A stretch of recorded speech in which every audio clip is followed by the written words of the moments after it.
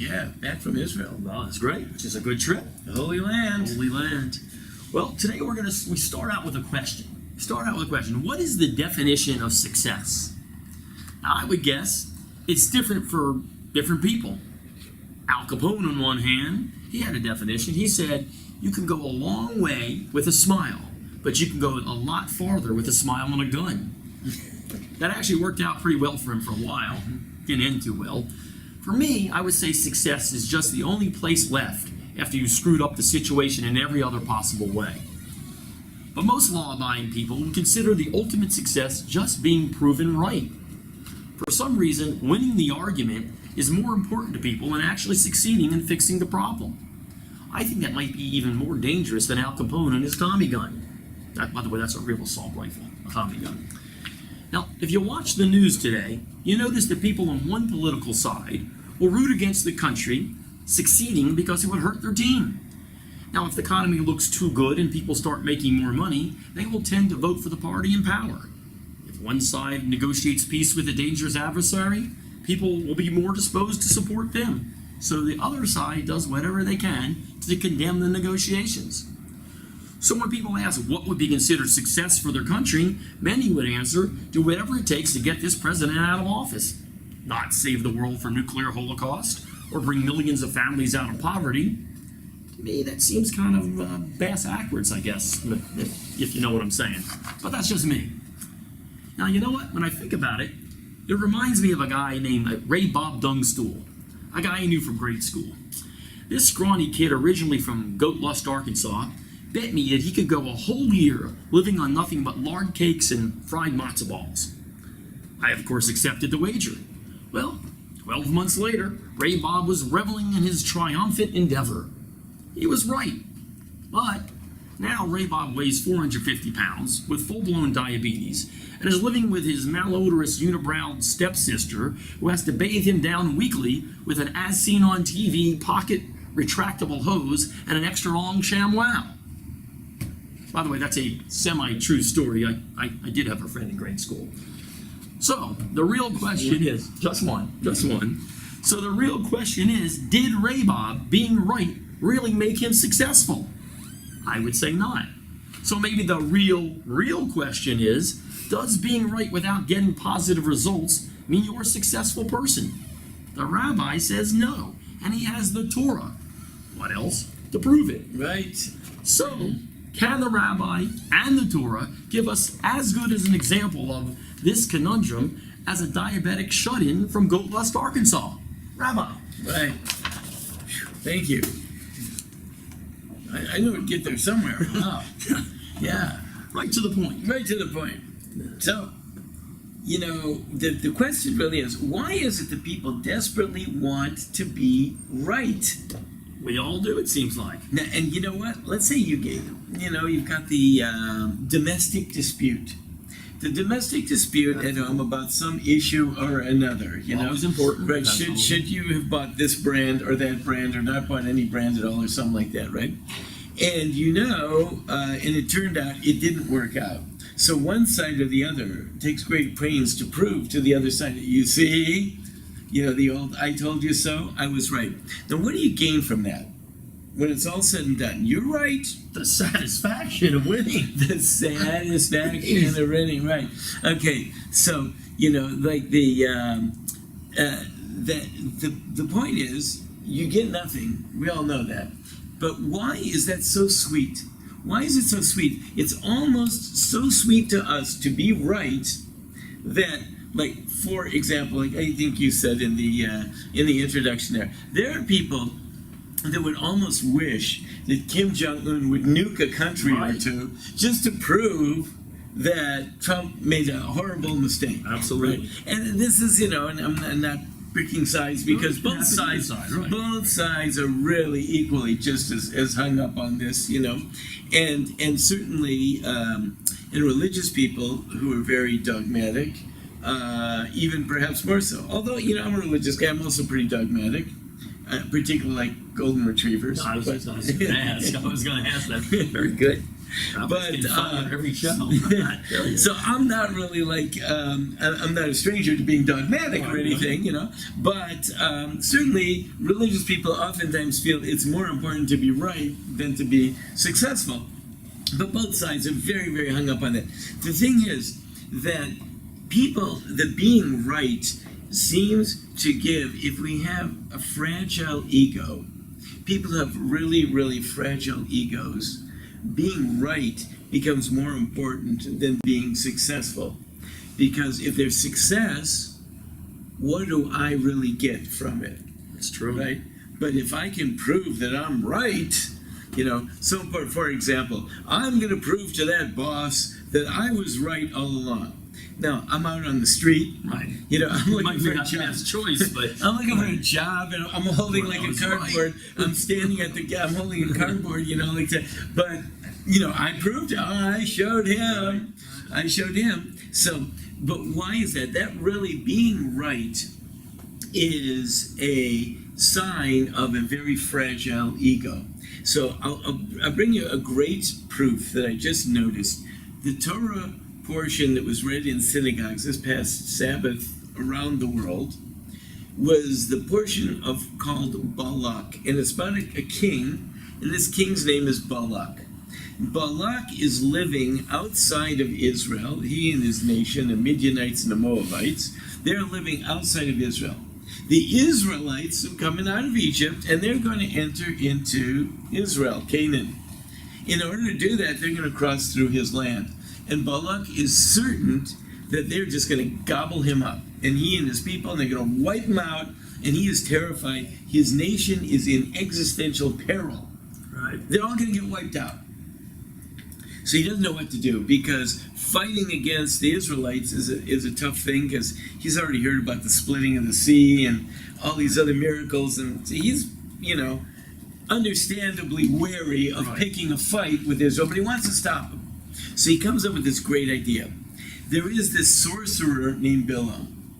He's going to hire this sorcerer Bilam, because Bilam was famous for being able to curse. And if Bilam cursed you, you were cursed. He was a good cursor. He had a track record. He could curse like nothing, you know. Right. So he cursed people. So Balak sends a message to Bilam, I want to hire you to come curse these Jews. And Bilam hems and he haws. He says, I don't know, and all that. Because the truth is, Bilam was a little wary of cursing the Jews himself, because God seems to be on their side. He's also seen that track record. And he's really afraid of like ending up on the wrong side of God. Right. But Balak sends more and more delegations and keeps sweetening the pot and offering more and more honor and riches and all that. And ultimately, Bilam tries to talk God into it, and God says, listen, you want to go, go. Right. You know, I mean, like, I told you no 3 times already, but if you want to go, you can go with him. So Bilam packs up his bags, and he goes, and he arrives to Balak. Now remember, Balak is there. He's worried that he and his nation are going to be destroyed. Bilam finally arrives after being cajoled and sending successive delegations and all kinds of offers and everything like that. Bilam finally arrives. What's the first thing that Balak says to Bilam when Bilam arrives? I was expecting that he was going to say, thank you for coming. I hope you can really do a good curse. Where would you like to set up your curse? Whatever it is, go get them. They're really nasty. I don't know, something. The first thing that Balak says to Bilam when Bilam arrives is, what do you think? I don't have enough money to pay you, to hire you? Why didn't you come? Why did you make it? He's balls the guy out. Right? Why? Balak was insulted that Bilam didn't come. Even though this is his salvation, his only chance. Right. And otherwise he's going to die, and the whole nation's going to die and perish. But it's more important to him to have it out. Why didn't you come? I invited you. How could you turn down my invitation? Yeah, that's not a real good thought, Harry. What do you think? What? He says, do you think I didn't have enough money to pay you? Like, I'm a wealthy guy. I have enough money to pay you. So he is disconcerted because he got insulted, right? And that's big. Right. Everyone's going to die. He's going to die. Everyone's going to die. The whole place is going to be wiped out. He's going to lose his entire kingdom. But, hey, I'm going to prove to you I was right. What do you think? Do you think I didn't have enough money to hire you? How could you do that to me? Wow. Amazing that, it being right is so important that it pushes aside all other considerations. And let's say Balaam would have said to him, yeah, okay, you're right. Okay, then what? He didn't win. It didn't help him out. What did he get now? Like, how's anyone any better off? No. The threat is still there. You're still in trouble, but you're right. So, that's really, really important to people. And what it really indicates is the very, very, very fragile ego. And this we see happening all over the place, that people, especially if they go out on a limb for a certain belief or project, right, they're very, very loath to back down at all. And I think we're seeing that a lot today. I mean, more than normal. Yeah, we see it. We see it all over. We see it left, and we see it right. I mean, I happen to think you see it on the right talking about an immigration bill. They can't really come to an agreement on an immigration bill because some people have staked out a position that if they back off or modify, then they wouldn't be right. Although they could get a lot of what they really wanted, but they have staked out a position that, like, for example, letting people stay. Well, if you let people stay, that means that my position was you have to have strong borders. That means you have to kick these people out. If you let them stay, then it really means that it wasn't. But maybe in the future, though, you could block more from coming, but yet they're not willing to do that. It's on both sides. I think it's on the same side. Another way, well, we're not going to build that wall because we said we're not going to build that wall. That's right. Of course, That's right. They've even been offered, hey, we'll get these people, let these children, become citizens, but we got to build a wall. Right. Would anyone ever admit that's opposed to a wall that maybe walls have some value at some places and sometimes and so? No. So no one is willing to give any ground, right, because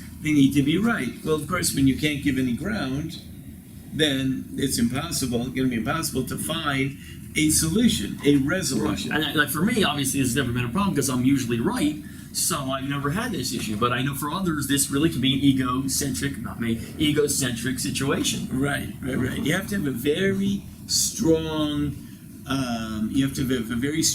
constitution and a sense of self-worth to be able to let it go. There was a great rabbi that said, Rabbi Menachem Shach, and he died in like 89 or so, but he always used to tell people to let it go, don't make a point of things, let it go.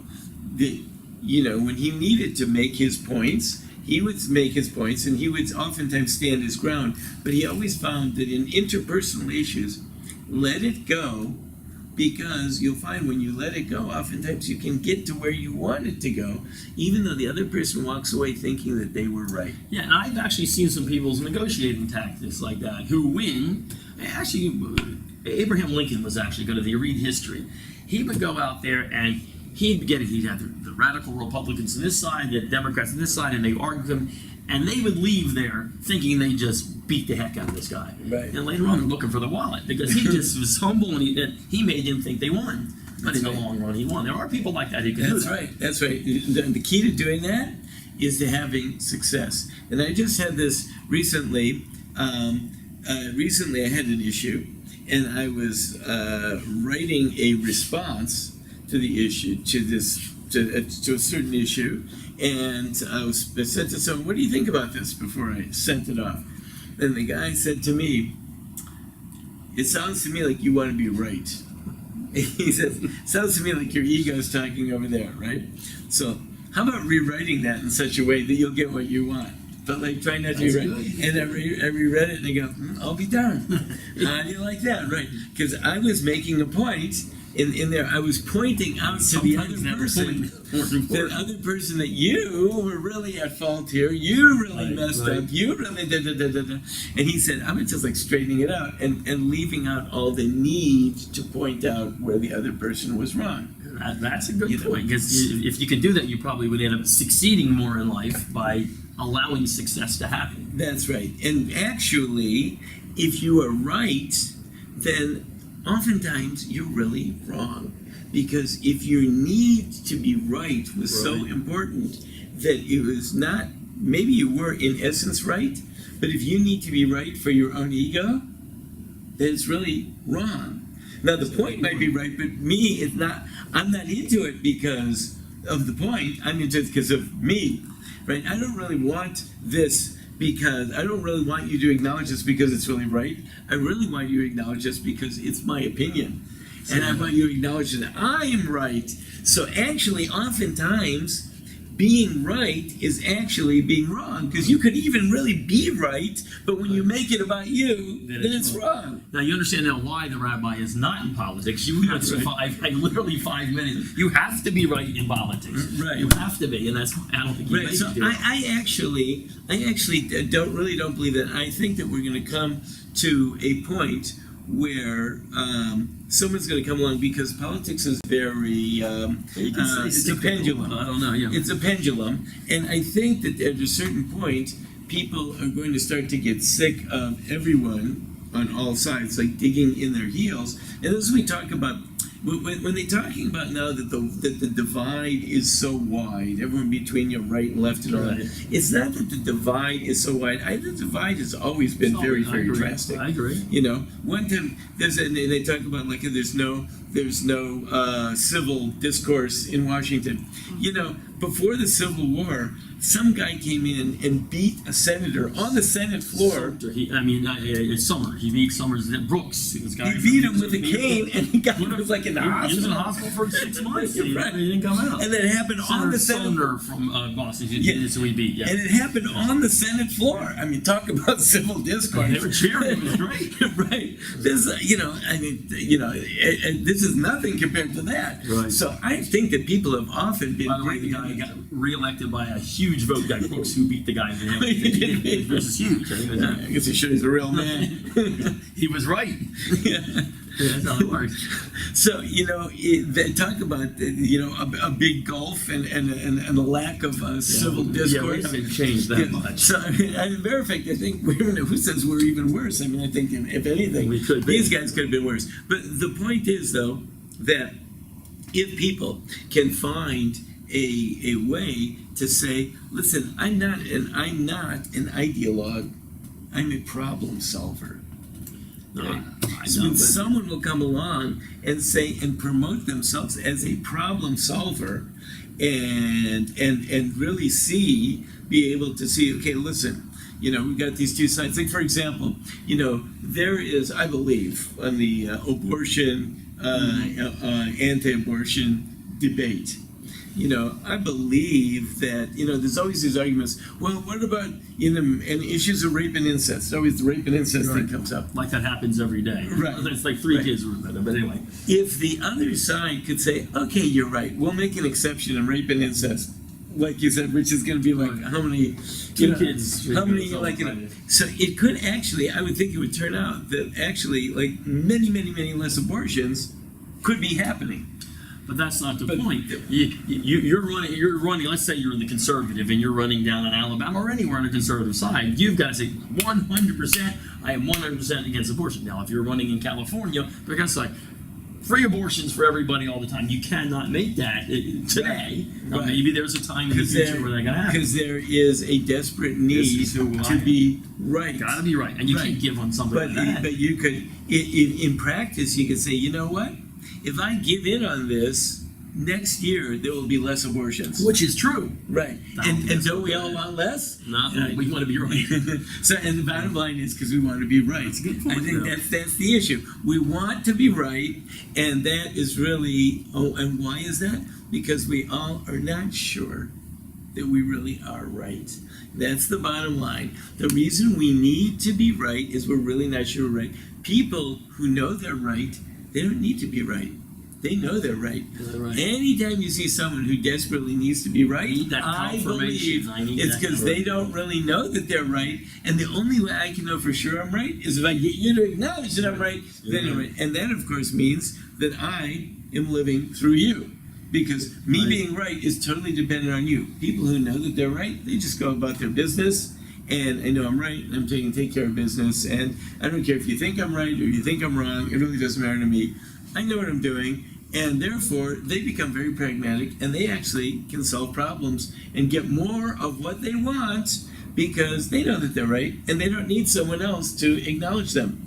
Which is great. So the art of the deal, the book you should be writing, the real art of the deal, right. the Talmudic art of the deal, that would Right. probably sell well. Probably not, because no one wants to hear this. That's kind of wrong. I am right. It's hard, you know. So, but it is absolutely correct. I mean, and I think that's the biggest issue that we have with a lot of negotiations, whether it's in business, whether it's with your spouse.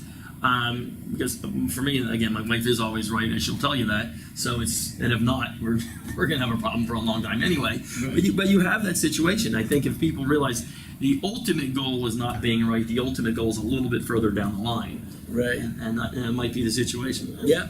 So really, be confident. Mm-hmm. If you know you're right, you don't need the other person. And if you need the other person to acknowledge that you're right, then you really have to ask yourself whether you really know that you are right. And that might be not. If you really need that other person to acknowledge it, you might be having a problem. All right, Rabbi, you're right. You're right. I'm giving in. You're right. Right. Do you feel better? There now? you go. Feel much better. I go, so- Much better. Or you can take the approach of Donald Trump, because no matter what happens, he was right. Yeah. See, he's I always told you. I told you. I was It gonna doesn't do- matter how it I turns was- out; he'll always be right. That's actually the moment way to do it. And that's the best way, because then you never lose. Yeah, You're always okay. I'm gonna write that down too. That's the real art of the But deal. whatever it turns out, yeah, that's what I said. That's perfect. This is good advice. If anybody wants to take advice today, this would be good advice to There take. you You might go. get a lot better on the home and the business, and then with your aunts and uncles over Thanksgiving with politics as That's well. right. Good Yeah. advice. Nice. All right. Well, next week Next week, we'll be back with something very exciting, just like this today. Yeah. Jeff and the Rabbi.